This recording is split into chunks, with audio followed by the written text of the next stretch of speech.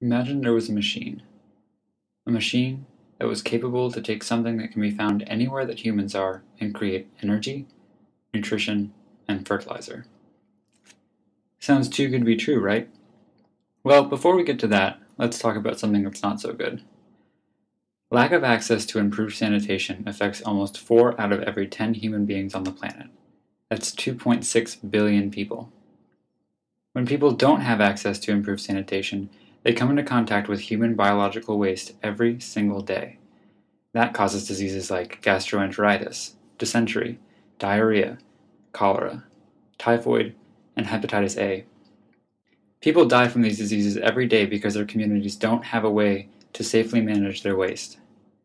Not only is this a health crisis, it perpetuates an economic crisis.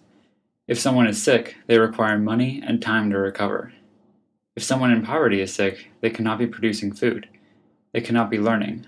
They cannot be taking care of their children. This exacerbates existing problems and keeps them from being able to work their way to a better life.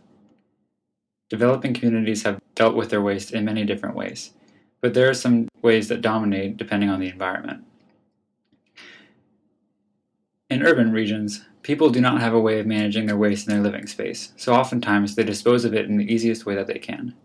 They put it into a bag and toss it out the window into the street. That way, they do not have to deal with it. While this means their living area is free of waste, the street is full of it. People come into contact with it whenever they are walking, and when it rains, the waste can contaminate the water supply. In more rural areas, people often defecate in the fields, using their own waste as a means of fertilizing their crops.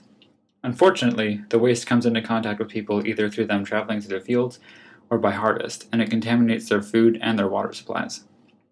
Charities and non-governmental organizations have attempted to address this public health crisis by building sanitation facilities in the developing world. Often these facilities consist of a latrine, which collects human waste in a septic tank, to be collected by someone when the tank is full. This seeks to isolate the waste from human contact as much as possible. However, the accumulated waste is very attractive to flies. If the septic tank is not properly ventilated, they breed within the tank, flying in and out of the toilet and biting those who use the facilities.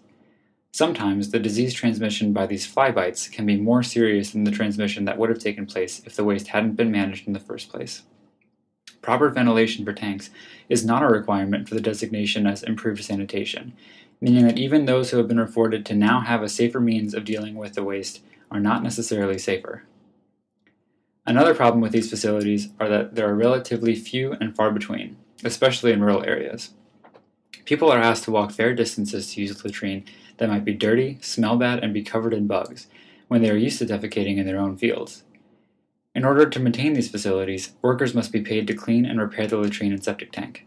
To pay for these services, people who want to use the toilet are asked to pay a fee for each use. Oftentimes, these are people on the edge of economic disaster.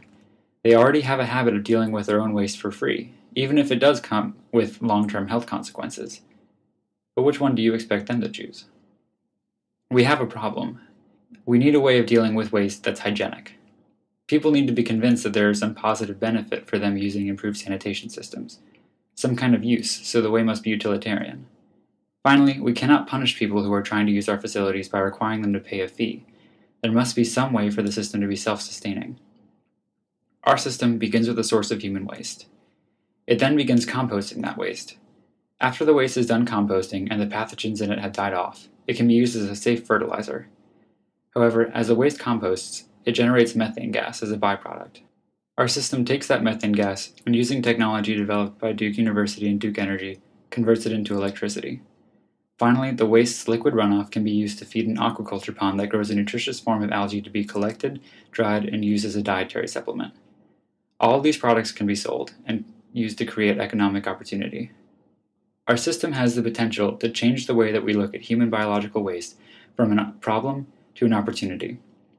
It has the potential to create fertilizer, electricity, and nutrition, which will all lead to economic development. It has the potential to allow us to stop wasting waste and start to change the world.